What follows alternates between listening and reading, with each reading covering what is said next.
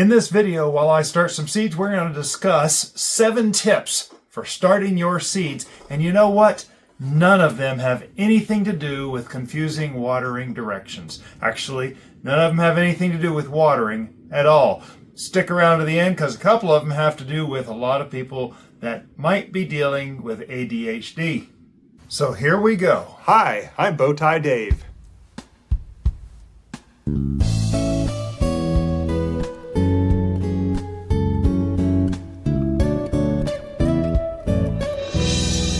Hello and welcome to Bowtie Life. I'm Bowtie David. If you're new here, welcome. If you're coming back for another visit, welcome back.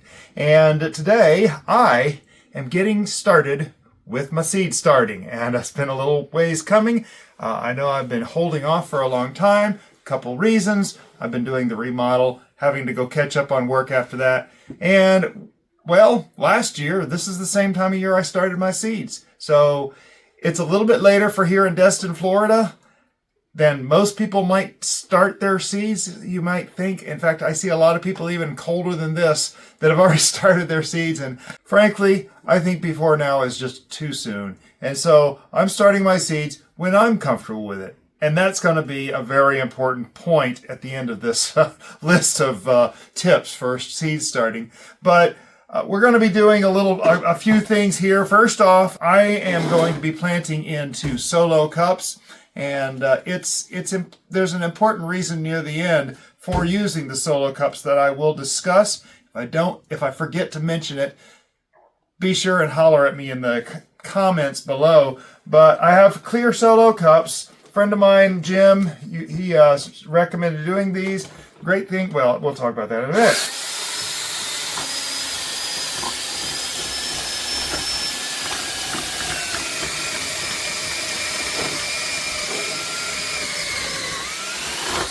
And obviously my drill bit is not very sharp, but we got enough cups to get going. I don't use cups for everything. I do have a few things that I do use cups here. And one of the very first things that I want to mention, now this is a Tomato Super Sweet 100 VF Hybrid. And it is from Fairy Morse. I got it at my local big box store, people. I'm very impressed with the fact that it actually spells out that it has there's the Super Sweet 100 VF Hybrid. I'm very happy about that, and I just thought it would be interesting to give it a shot. But we have a few seeds in here. In fact, if I go look in here, I see we have a very few seeds. Oh, one just took off.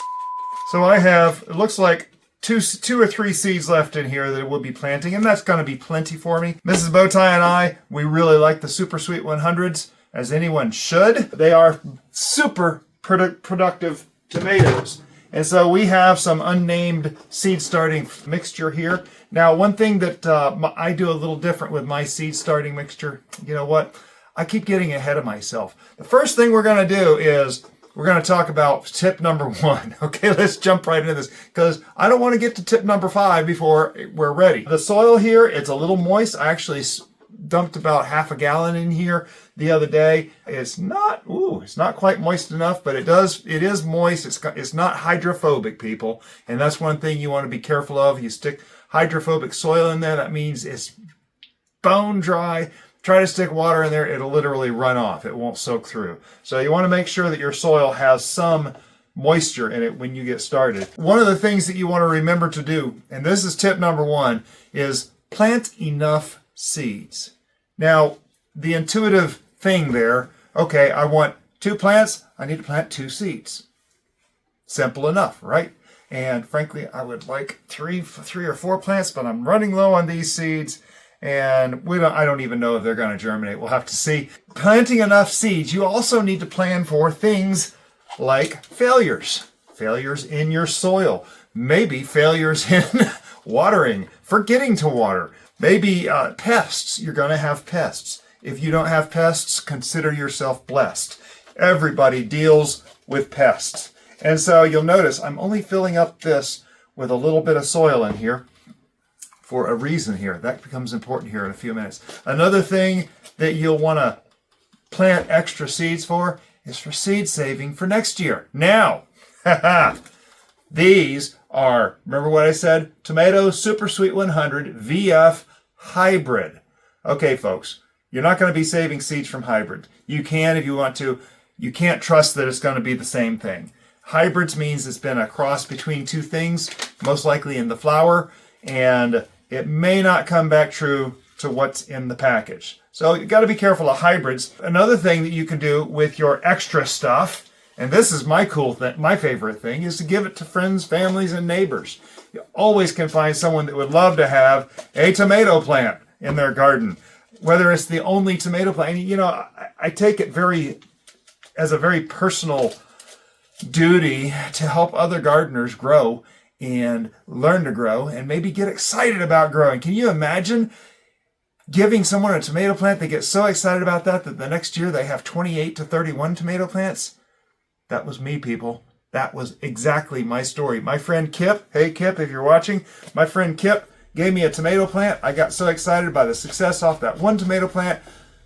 It's grown into this 5 years later. So yeah, imagine if you inspired someone to be that way. And I'm not pressing hard on these, by the way. So yeah, plant enough seeds. Very important. Now, one of the things that I'm doing with these tomato seeds, and there are 3 of them.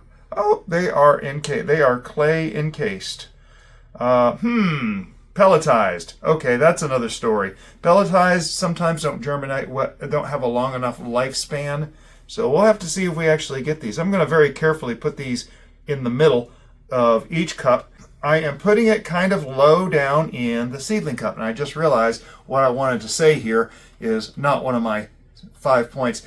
The tomato plants, the nice thing about tomato plants is you can get them started in regular soil, and we're going to cover them over with not even 1/8 of an inch of soil. You'll get all that information in the back of the program, the package, and it'll always tell you how deep you should plant your seed and so forth.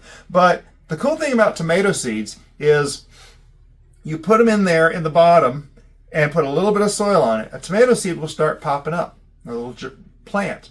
It'll come up with this cotyledon leaves. That's those very first 2 leaves that come up. Those are actually part of the seed itself. And then it comes out with a true leaf. When those true leaves start coming out, add a little more soil to that stem, and you continue to add. Eventually, this cup here is going to be full up to here with soil because that plant is growing through, because the tomato plant can grow additional roots on that whole stem. So tomatoes are a little bit different. They're a little unique that way, but we're not going to go too far into that because I'm trying to get some people some very basic thoughts on planting their tomatoes. And I'm just putting, like I said, it's not going to end up being 1/8 of an inch because these seeds are very small. Super Sweet 100 or a cherry tomato about this big, the seeds are tiny. And so I'm going to simply go in here, pack them down just a little bit gently. You don't have to make them rock hard. Someone I heard once said, you don't press about the hardness you would press on your eye when you're rubbing your eye, you know. So don't pack them in like rock. Now this seed starting stuff has peat moss or cocoa coir, things like that in it. Helps it stay fluffy, which is a good thing. You want that.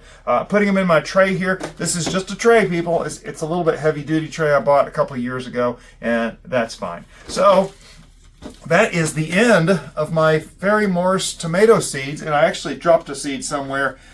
Very sad because I cannot find it on my slightly dirty floor in here in the Florida room. So anyway, another thing that I want to give you a tip on is be aware if you're planting old seeds. Now these are Everglades tomato seeds. They're from 2023. They're 2 years old right now. I harvested them. Oh, it doesn't say the month. Normally I write the month on there, but I harvested them 2 years ago, about 1.5 years ago. They're slightly older seeds. Now tomato seeds, they will last a long time. So I can actually plant out of this bag, and you can see there's a bunch back there. I can plant out of this bag easily for 3 or 4 years. Tomato seeds will last a long time. I know you get the little seed packet. It has the expiration date. That's when they have to sell it by. It has all to do with packaging and regulations and stuff like that. And it doesn't mean the seeds are dead. So when you get to the point, if it's past that expiration date, it might not germinate as well. And you got to be aware of that. One of my biggest culprits in that area is the onions. Onions do not last as long. And so when I'm planting onion seeds, I will tend to be a little more careful when they're getting older, like even the next year. Sow them thick. Onion seeds, you can break them apart easy, but you sow them thick to try to get some good out of them. So yeah, planting old seeds, you got to be careful. Now, I told you I wasn't going to give any confusing watering directions. You know, everybody else talks about don't overwater. The very next thing they say is don't underwater.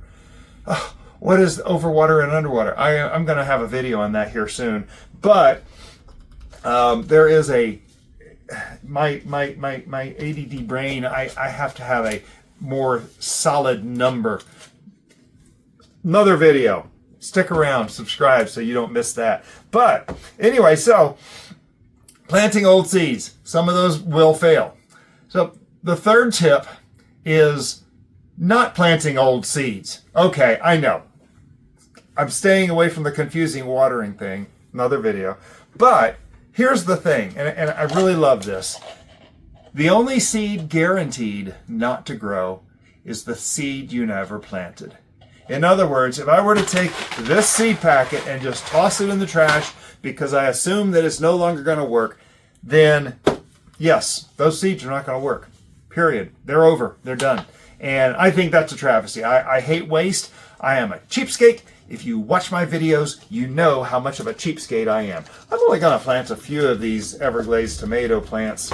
And I don't know, 4, 5. These are seeds that I collected, so I know they're pretty good seeds. I know they grew in my garden. The nice thing about growing seeds that you collected from your own garden is that you know that seed has adjusted to your own climate. And in an extreme climate like ours, it tends to be hot. And in this hot climate, those seeds will have already adapted to my conditions and will do better. They will do better. I'm speaking it into reality. No, they will do better just because they've already adapted to the environment. Here, Everglades, here we go. Now, planting older seeds. You notice I only put one seed in those previous 3 cups.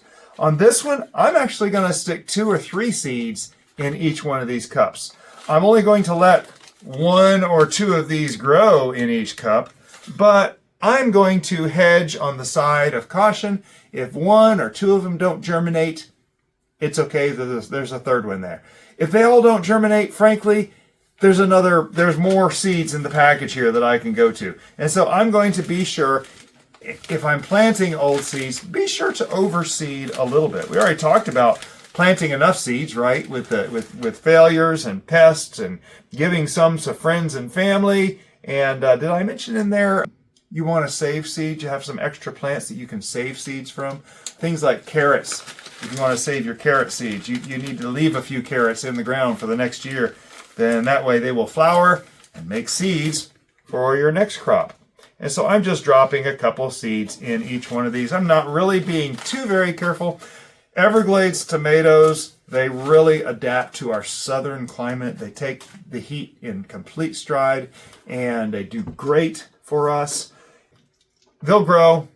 Something here will grow. Everglades is really a bulletproof seed. In fact, I have some seeds here from the daughter of Dave the Good, and she actually met them, and she sold me these seeds herself, and she actually drew the nice little pictures on every envelope back then. I presume she still does that. It's very cool. Very cool to have that original piece of artwork come across with your seed. These 2 are small seeds. I'm putting about an 1/8 of an inch of soil on top of each one of these. You can tell I'm doing this like rocket science and very specifically measuring how much soil I put in there, a pinch or 2. That's the scientific method, right? One of the things I have learned about growing seeds is it is not rocket science. And there are just things that there are just people that put out there and just make it seem so complicated. Now, don't get me wrong. There are some of you that love to analyze things, to love to measure and document and record and see exactly the optimal things. And that's great. And you do that. That is just fine. It is so not me. I am all ADHD. I just want to throw the seeds in there and see something grow eventually. That's it. I'm not hooked. I'm not hung up on the scientific methods that I know some of you do deal with, and it's okay. You can have that scientific knowledge. You can get down to the specifics, and it's actually, I think it's amazing because sometimes we discover these margins of improvement that are significant. Maybe twice as much production off of a tomato, or twice as much germination off a set of seeds because of one little thing that we did. If you want to do that, great. Bear with me because I can't do it. I mean, I can. It causes me anxiety. It makes me stop enjoying the process, and it discourages me from doing something. And I don't want to get discouraged from gardening. This is just too cool. I think growing things is just amazing. There we go. Another cherry tomato that I am growing this year is going to be this Principe Borghese. And I've heard a number of people talk about these. We love these. In fact, interestingly enough, I've had these Principe Borghese last 2 years in my garden when we didn't have as cold a season in between as normal. And so I think that's kind of cool. So I'm going to plant up probably, 3 of these. And we will get on to the next point here. But again, rocket science, so much. Yeah, meh, that'll work. Okay.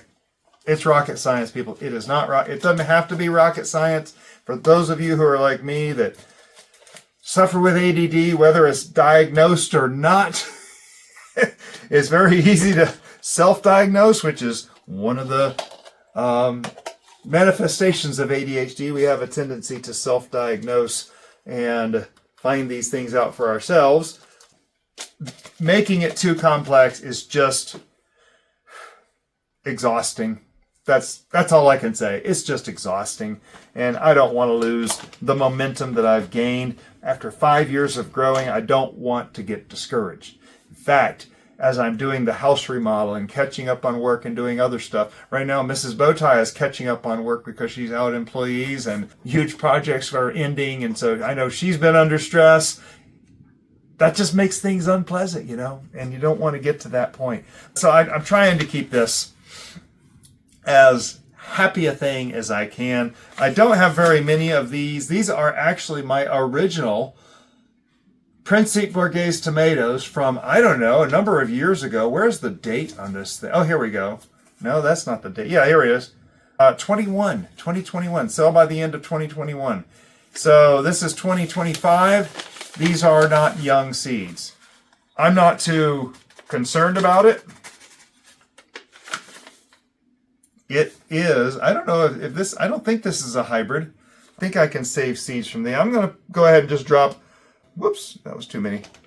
Drop a couple seeds in each one of these because it appears I have 6 seeds exactly.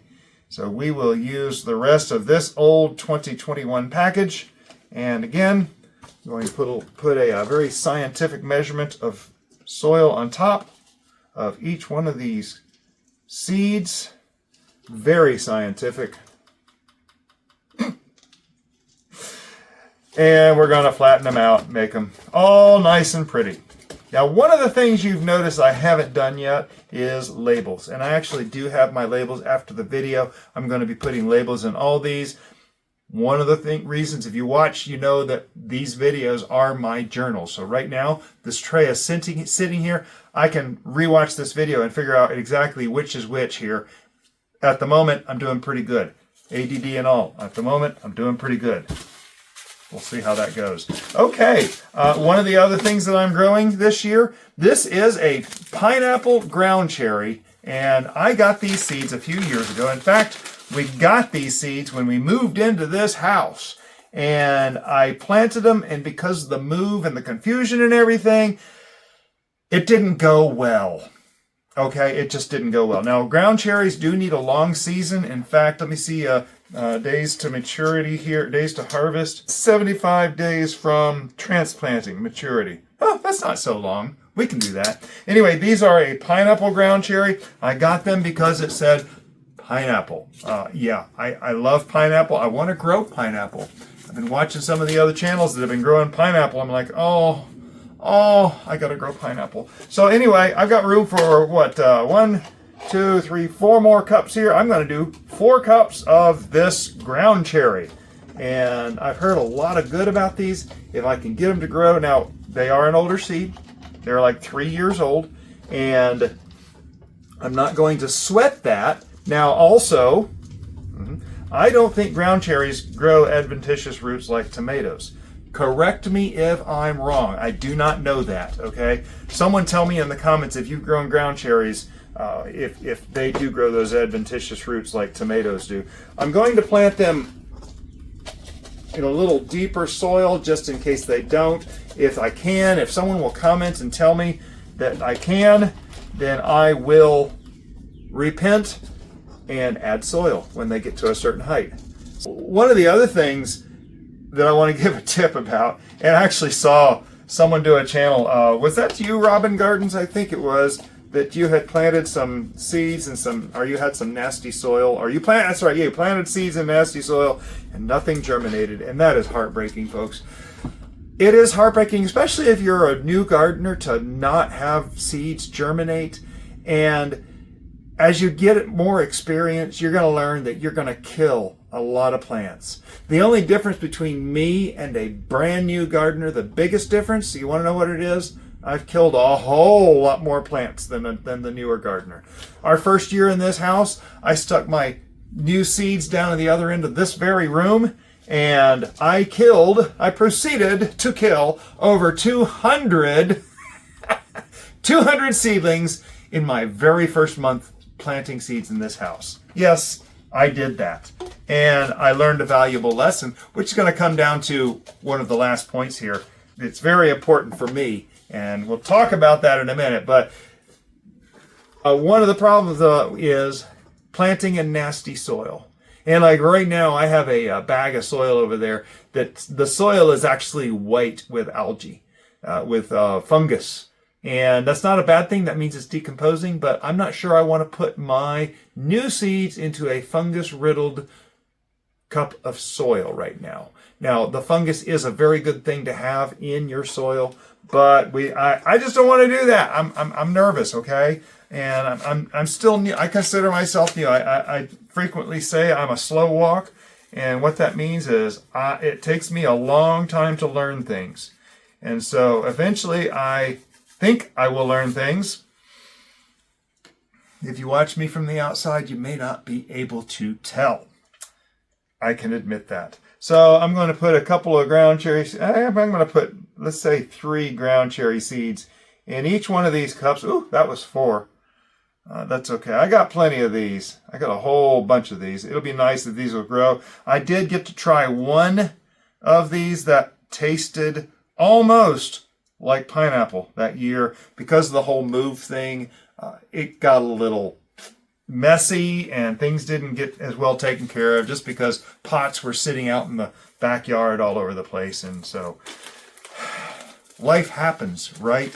Life happens. So be careful of nasty soil, because now nasty soil from a bag like has been sitting here in this Florida room for a year. Yeah, that was pretty nasty. A couple of other things that you want to be careful of is if you're planting new seeds and you put soil from outdoors, and soil out there has insects in it. Now, it's not necessarily bad for your seedlings, but it's bad to bring it indoors because you will have an infestation. And right now, Mrs. Bowtie and I we are coming at the end of a second year of an infestation we've been dealing with of moths, and it's a pain in the neck when you get stuff in there. I've gotten plenty of those little gnats that fly around, the little fungus gnats. That happens. And so you want to be mindful of bringing soil from the outside. Now, you also want to be mindful of bringing soil specifically from compost. And compost, I have some great compost piles out there. Compost is great. It has nutrients in it and everything. And that's wonderful. But there are even more pests in there. There's a lot of diseases in there that you can bring indoors. You don't want those spreading to your houseplants, right? So anyway, this is all just really precautions. Seeds are tough. They really are. They want to grow, but there are a lot of things that you're gonna do if you're new. You're going to do to kill your newly germinated seeds. It is a fact of life. Accept it right now, and there will be far fewer tears in the near future. If you truly accept, I promise. Okay. I am, of course, being silly with that. I remember with Robin Garden, she said she had smelled the soil and it smelled nasty. Be careful of the soil you plant in. I actually normally make my own soil out of that potting soil down there, and I had to go buy a bag of seed starting soil, which I haven't done in about 4 years. And so that's what I'm using this year, is this bag of seed starting, because that's the option I had right now. I don't like spending that kind of money, but there it is. And so next we come down to the infamous ADHD points about planting your seeds. The very first thing is I want to talk a little bit more about these solo cups. And as an ADD person, I have to make steps to make things easier for me as things happen. I have routines. Anybody who's really dealt with their ADD knows that routines really help everything you do. And so I make a routine here, but I also do something else here. I grow in this because what's going to happen is this thing grows up. It's going to start putting out roots. And as Jim showed me very clearly, as those roots are going out, you want to be able to actually see those roots start crawling around and catch it just before that happens. But because you have a clear cup, you can see how root bound it is, or if it's root bound, or how developed the roots are. And it really helps. I did it a little bit last year and realized, oh my goodness, how simple and ingenious is a thing like that. The other thing, putting just a little bit of soil, especially in these tomatoes, as they grow up, I can fill this up with a little more soil. Just keep those leaves above the level of the soil, and you'll be fine. If you start covering up the leaves, you can introduce diseases onto the leaves, and that's a bad thing. But looking for ways to make this easier. That's what it boils down to my brain. That's as simple as I can put it. Another big ADD recommendation that I will put out there. Now, whenever you hear all the pros, I know you guys out there, you know what you're doing. You have schedules. You have all this stuff. What's the enemy of the ADD person? Schedule, right? So I know you will hear them say you don't need to put any food into your seed starting mix. You don't need to put any additional fertilizer in there. Well, what I do is I actually do put a little bit of organic feed into my seed starting mix, contrary to the naysayers. And no, it doesn't need it, but what that does mean is it's going to be just that much longer before I have to feed my seedlings. And in fact, with my weather out here, today is February 20th. We're coming into the end of February. We may be done with our cold weather literally tomorrow. So we're in 4 more days, we're going to be back in the 70s. That may be it. And so I may be able to start planting my plants out there in the garden pretty soon. And it'll be nice to have these things growing and ready to go as quickly as possible because, that's just the way I go. But if I don't have to pot these up or pot these on to another size container, if I can just keep them in here until they're ready to go out in the garden, and trust me, solo cup, perfect size for going in the garden. And also solo cup, it is plastic. I use these cups over and over and over. Some of my solo cups over there on the shelf are like 5 years old. I've been using them since the very beginning. Occasionally they'll crack, I have to discard them. But most of the time, if you take care of them, you can use them a lot longer. These things here, are like 5 years old. One of my sons, I think my youngest son, actually bought me one of these packets, and I bought another packet of these Jiffy containers. Take care of them, and you can use them a long time. Those I use for my pepper plants, and we're going to be using that here in a little bit. Put a little bit of food in there just so you don't have to do it later. Now, put it about half power to the recommendation on the package. Don't put a lot. And use organic. I only use organic stuff in here. If you're using chemicals in here, you can burn your seedlings, and I don't want to risk that. I don't use any of the chemical fertilizers anywhere anyway. So that's just what I like to do. And then finally, the very last thing is that I would encourage you to find, and we already mentioned this once, find your routine. And your routine may look totally different from anyone else's. And that's going to include the timing that you take care of them. They might need a little bit of a special attention in the first week or two. These things are going to start growing pretty quick, hopefully within 3 days. And they're going to start growing pretty quick. And they're going to be coming out, and they're going to be looking for water and looking for light. Give them a place where the lights automatically turn on and off and stay on for 16 hours. A good 16 hours of sun will help your seedlings grow bigger and stronger. Put a fan on it. You don't have to worry about rubbing your hands over the tops of the plants to get them stronger. They'll do it themselves. They can do it themselves. They do it themselves outside every year. It's just part of nature. And another thing that I do with them is I put these seedlings in a shelf where I walk by several times a day. And you'll see up here, it's in the bay window in the dining room. That is where they sit, and they are happy there because they get the morning sun, which is really good for them. I will walk past them so many times during the day, I will notice quite quickly if they need water. That was how I killed the 210 pepper plants my first year, my first month of growing seeds. That was my first planting. I killed everything because I stuck it way down at the other end of that room. I don't walk through here all the time. In fact, I walk this way. I don't even walk that way down the room unless I'm going out that door, and that door is blocked off right now. So I don't go that way. And so, yeah, I lost all my seedlings, 210 seedlings, 216 seedlings to be exact.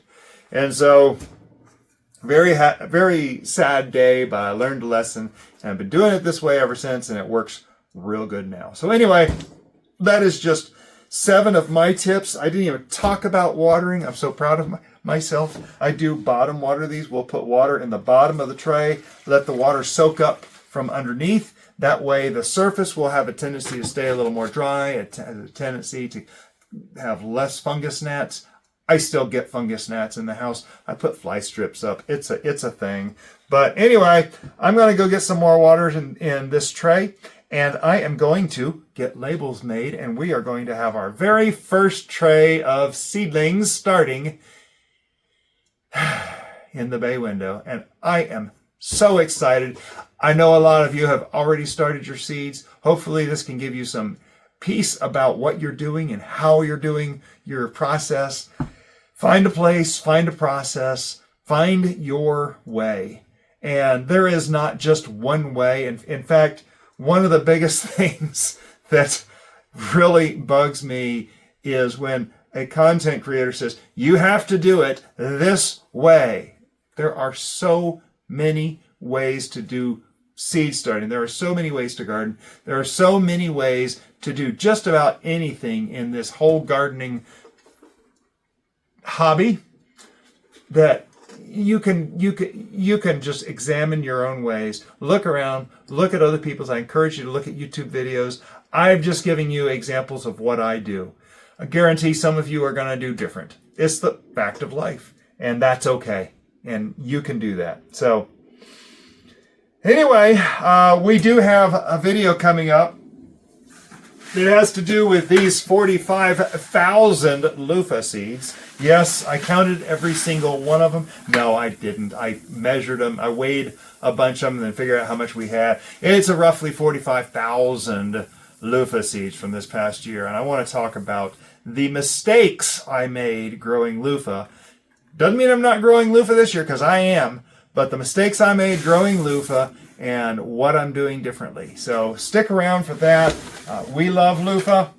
We love using it for the shower. We love eating it. It tastes just like zucchini. And here's the cool thing about loofah, people. You know those vine borers that you get on your zucchini plants? They can't touch this stuff. Nothing can touch this stuff. It is rock solid. It is an amazing plant, loofah.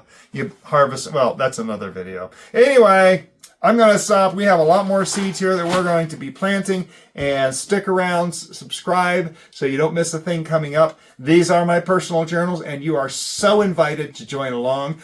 Be sure to ask questions or share your experiences in the comments below. I love hearing from y'all. I love interacting with y'all, and it is very encouraging to me, whether you're asking questions or sharing your experiences. I have learned a lot from the people that watch my videos. Is that not weird? I can't explain. I have learned as much as people have learned from me. So be sure to subscribe so you don't miss a thing. Like this video and share it on your social media or with just a friend in text if you thought this was something beneficial for you or for your friend. Y'all have a blessed day.